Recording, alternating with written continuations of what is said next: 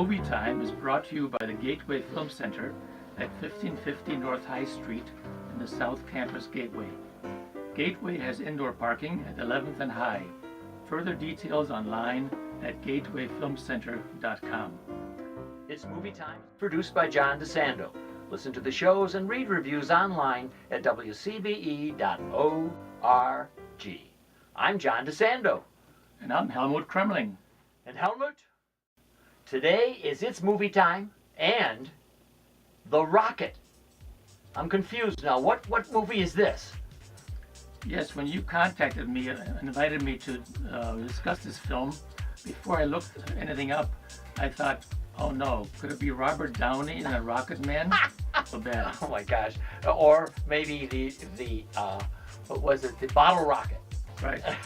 Anyway, we have a bunch of films coming before this, but I don't believe any one of them is like the current playing at the Gateway Film Center, and I'm hoping that it'll still be there when people are hearing this on Friday. But a Laotian film, and what's your impression? Well, you know, this was made in 2013. It's a modest indie. And the first feature film made by the young Australian director-writer Kim Mordaunt. It's a moving tale of a poor family's struggle to survive in present-day Laos. You know, his previous films were documentaries, so it's no wonder, it's not a surprise that this film is a documentary, realistic feel, especially with the beautiful cinematography of the scenery of Laos. Yes, and in fact some also in Thailand, so you got an idea of how beautiful it would be. But this family has been displaced by a company, an Australian company, that's building a dam. And the displacement hasn't worked out well, as you can imagine. All the promises are not fulfilled, and they end up in some places more like a refugee camp. But the heart of the film are the two kids. The two children really are Alo and Kia, their names. They're both about 10 years old, and they are disarming, wonderful. He especially is courageous, playful, enterprising, and just an amazing couple of young people. Besides her being almost too cute, the two of them together remind me a little bit of Beasts of the Southern Wild. That kind of acting, that natural acting that comes, they just know what to do for the camera. And then that director, Mordaunt, seems to have the documentary eye to know how to capture the most natural. So they are delightful. A negative of the film for me is they're almost too delightful. Yeah. Well, on the other hand, she's not a Barbie. She's missing a tooth, and one of her eyes is not quite straight. So she has suffered. Good one, right. As a matter of fact, she's an orphan, and she takes care of her bizarre uncle, yes, who's an alcoholic. And he's a James Brown freak. Right. He's got his purple jacket on, no shirt underneath, and flowing hair, and a whole bunch of imperfections, but he's a wild man. Again, a bit of a plot device to make them eccentric and interesting. I mean, what I'm saying is I love this film, don't get me wrong, but when anything this good has to have something in it that's cinematic to make it marketable. And I think the character of the Uncle Purple is one of those characters, probably a little bit more eccentric than anybody you're going to find in Laos in the family. Right. The film is somewhat formulaic in that sense. Yes.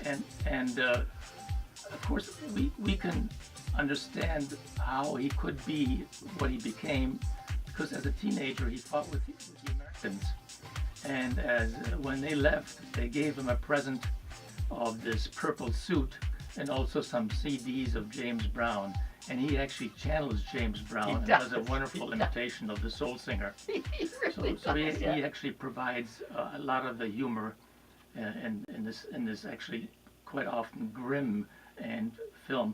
This film, despite these two children and the positive aspects of their lives, there's an ever-present danger in this film, because you know, there used to be a joke about Poland. Poland is a wonderful, beautiful country, but it's badly located. Well, Laos is a beautiful country, but badly located, occupied by the North Vietnamese, and furthermore, bombed by the U.S. in the greatest bombing campaign in history. Oh, that's interesting. And I guess I know where you're going with it. There are all kinds of unexploded bombs all over the place. There's a literal minefield. Right. Do you remember that one shot of the elephant carrying The bomb, the bomb? right. Oh my gosh, that was weird. Between 1964 and 1973, 2 million tons of bombs were dropped on Laos, Oh my. and 1/3 of them never exploded. So they're there Yeah. and pose a great threat and have killed people. And the United States and Australia especially are working on disposing those films. Good one, yeah. Those bombs. But it's an opportunity too. It's an opportunity for Alo to compete in the rocket fair, or the rocket, what is it, the rocket contest? The rocket contest. Right. Which is, to me, one of the most eccentric fairs you're ever going to see on film.